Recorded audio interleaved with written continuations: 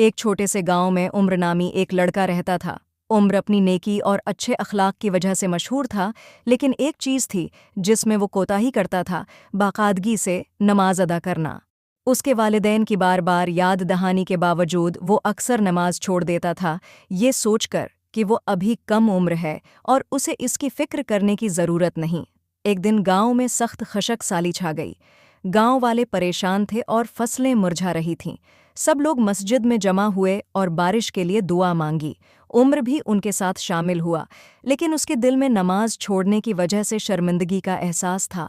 اس رات عمر نے ایک خواب دیکھا۔ اس نے خواب میں خود کو ایک وسیع صحرا میں چلتے ہوئے پایا۔ گرمی ناقابل برداشت تھی اور اسے شدید پیاس لگی ہوئی تھی۔ اس نے دور ایک خوبصورت نخلستان دیکھا اور اس کی طرف دوڑ لگا دی، لیکن جب وہ نخلستان کے قریب پہنچا تو وہ غائب ہو گیا اور عمر کی پیاس اور بھی بڑھ گئی۔ اچانک ایک بوڑھا آدمی ظاہر ہوا اور کہا: عمر، یہ تمہاری روح کی حالت ہے۔ تم برکت اور راحت کی تلاش میں ہو، لیکن تم اس برکت کے اصل ذریعہ یعنی نماز کو نظر انداز کر رہے ہو۔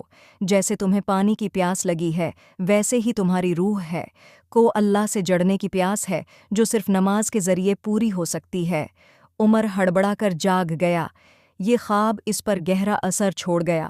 اسے احساس ہوا کہ جیسے جسم کے لیے پانی ضروری ہے، ویسے ہی روح کے لیے نماز ضروری ہے۔ اس کے بغیر انسان کی روح خشک ہو جاتی ہے اور اللہ کی رحمت سے دور ہو جاتی ہے۔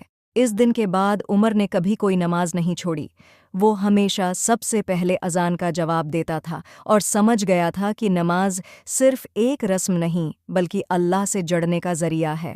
کچھ عرصے بعد گاؤں میں بارش ہو گئی اور گاؤں والوں کا ایمان تازہ ہو گیا۔